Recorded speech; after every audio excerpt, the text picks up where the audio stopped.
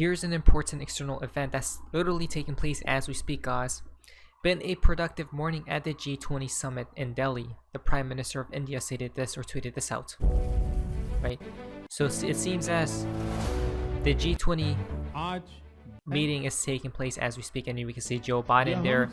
A lot of important figures have traveled there as well, guys.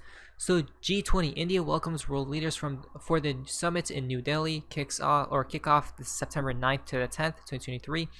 Agenda priorities: sustainable development and growth, climate financing, trade and investments, digital transition, right? Strategy for regulation of global cryptocurrencies. This is why we're talking about it. This is why it's very important, guys, because look where the world is heading towards already. Don't you see? Things are looking quite clear and good for the timeline. Generally, the G20 summit starts tomorrow without Putin and Xi Jinping, because this is awfully strange if you ask me. I wanted to point this out before we talk about the crypto side of things of this meeting. Is that, doesn't it seem very similar to a different image, a different picture? Can you guys tell? Right? A few of these figures are literally with the BRICS nations, guys. Right? So how does it make sense that Joe is in talks with the people of BRICS, but in a different type of meeting? G20 versus BRICS, the BRICS meeting that was held recently as well, right? August 22nd. When these people are trying to attack the world reserve currency, but they're all smiling and being friends here. That's literally a whole damn show. Wait, what? That doesn't even make sense, does it? It literally doesn't. That's how you know everything's literally just planned out ahead of time. I think the agenda here is for the BRICS nation to accelerate cryptocurrencies, CBDCs, things like that, guys, right? For the new world. Now let's talk about what's happening with these cryptocurrencies and regulations that's probably imminent. And then things are about to get sinister here soon. G20 moves forward with international crypto framework. Don't you guys see what's about to happen, guys, right? Leaders of the 20 biggest economies in the world, collectively known as G20, are pushing for a speedy implementation of a cross-border framework for crypto assets. Cross-border framework, cross-border transactions, right? A bridge needed. Now we're talking about regulations coming in place soon. The framework will facilitate information exchange between countries beginning in 2027. Now, we call for the swift implementation of the crypto asset reporting framework. We ask the Global Forum on Transparency and Exchange of Information for tax purposes to identify an appropriate and coordinated timeline to commence exchanges by relevant jurisdictions.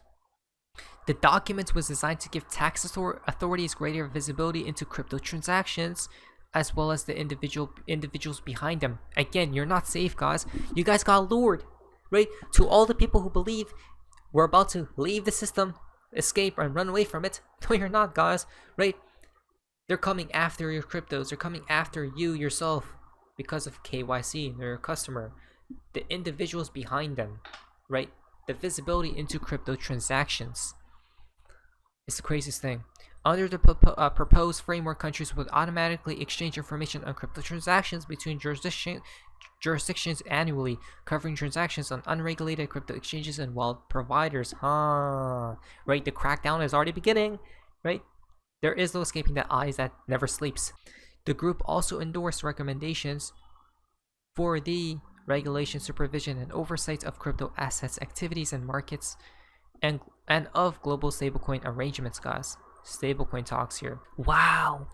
Published in July, the recommendations set similar standards for stablecoins as commercial banks and urge regulators to prohibit any activities hindering the identification of involved participants. Among other recommendations, again, Tether. When will they get audited, guys? Seems like Tether's definitely shook and afraid. This is why you guys watch this channel, because we're bringing news like no one has ever done before. Check this out. Well, I can't believe my face. And for so-called global stablecoins, any stablecoin issuer should have one or more identifiable and responsible legal entities or individuals it calls a governance body. It says issuers must hold reserve assets in 1-to-1 minimal proportion, equivalent to commercial bank standards, guys. 1-to-1. Good luck to Tether. Good luck to Binance. 99% is literally about to die and go away, guys. It's all a fraud. So the crackdown is coming sooner rather than later, it seems as. Let us prepare. Now, this is where possibly things get more sinister, right? With this whole agenda that they are literally pushing before people's faces. But at this point, I think it's too late, guys. It literally is. I haven't seen anybody talk about the narratives that these people are pushing at all. Check this out. Breaking. G20 announces plan for digital currencies and digital IDs. Right? We were right again, it seems as. Check this out. Welcome everyone, I'm Spiro with breaking news. The G20 just officially announced they are launching a plan for a global framework for digital currencies and digital IDs. Watch. Laying the building blocks for a globally coordinated and comprehensive policy and regulatory framework for crypto assets. The global push for clearer policies on crypto assets has gained momentum under the Indian presidency, and a global consensus is emerging on the same. The presidency will support the IMF and the FSB, and FSB is also setting the contours of the regulatory framework for a globally coordinated approach to crypto assets. So the presidency, with the support of IMF and the FSB, is setting these contours. The IMF and FSB synthesis paper, about which I've spoken to the media earlier, including a roadmap. On that, I just want to give my observation.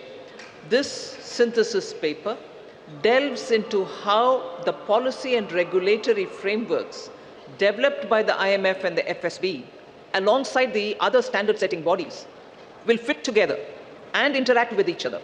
This paper is now available in the public domain for all of you all to see. Now, crypto was initially portrayed as a way to decouple from the central banks and to provide a layer of anonymity, just like using cash, right? But that's not what this is at all. In fact, it's quite the opposite.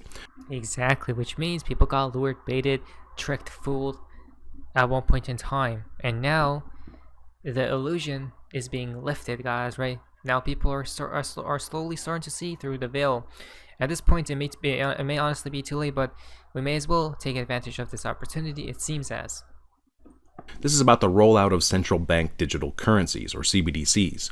Now, the central banks have been working on this for quite a long time, and they have been partnering with governments and private corporations to usher this in. They have the ability to monitor, regulate, and tax you into submission in every way imaginable. Now, I may have skipped or trimmed some part of this video, guys, because he basically talks about how we're heading towards a new system, but it's going to be more so like China in some type of fashion or way, guys. And this agenda will maximize compliance on the next go-around. Now, what the social engineers are rolling out is called a digital panopticon, or a digital prison. This is where the digital IDs come into play. The third one, which I'd like to draw your attention to, is the financial inclusion and productivity gains through digital public infrastructure. India, as you all are aware, through the India Stack, became the first country to develop all three foundational DPIs: the digital identity, the real-time fast payment, and a platform to safely share personal data without compromising privacy. So embedded this concept in the G20 financial inclusion agenda by formulating G20 policy recommendations for advancing financial inclusion and productivity gains through digital public infrastructure. The fact they're announcing it now means they're about ready to roll it out. And once we go down this road, I'm not sure we can come back. The G20 announcement also coincides with what I believe Elon Musk has planned for X, as they have recently announced they've obtained approval for payments, including cryptocurrencies, and will begin to collect users' biometric data and other personal information this month. Kind of sounds like compliance with the global digital ID agenda that was just announced at the G20, but that's just my opinion, right? Maybe, maybe not. And here it is. It's disguised as a solution, as progress, as inclusion, so no one's left behind. Because at the end of the day, of control. So at the end, what do you guys think about what's really happening, guys, right? Are we heading from dark to light or from light to dark? Whose fault is it? Is it yours? Is it theirs? Is it ours? Is it everyone's? Mr. Poole did say it was your fault, right?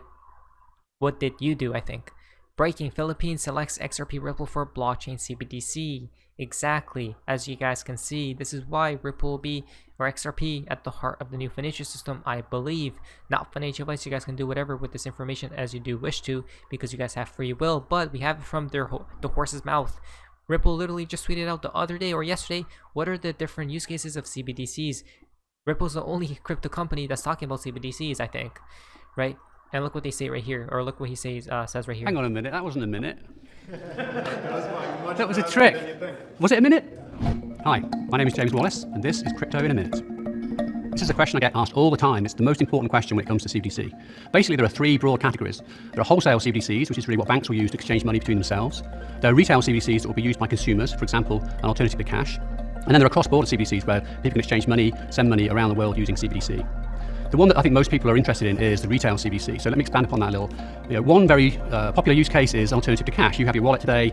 In the future, have a digital wallet. You'll be able to do all the things you can do with cash. But most excitingly, there'll be many, many more things that you can do over and above what you can do with cash today. Also, financial inclusion is one of the big topics, and that's actually true around the world, where people with relatively low incomes do not get served well by the traditional banking environment. Yep. Even Spyro just stated it, guys, to involve everyone, to include everyone. That's one of their ploys, basically, right? I mean, it is what it is, guys. It's going to happen whether we like it or not, it seems as. I don't know. So, I think we'll look back in a few years and we'll see literally hundreds and hundreds of different use cases that will be all taking advantage of CBDC. And look at that, I finished more or less on time. There we go, guys. Ripple, Ripple, Ripple, Ripple, Ripple, Ripple. Right? Ripple and XRP Ledger CBDCs are the only ones that can actually be trusted. What do you guys think? Now, I wanted to point out this as well. Last but not least, from StatsFeed, crypto owners' percentage of population, right? The United States only 13.22% own cryptocurrencies, right? Look at all these countries and nations.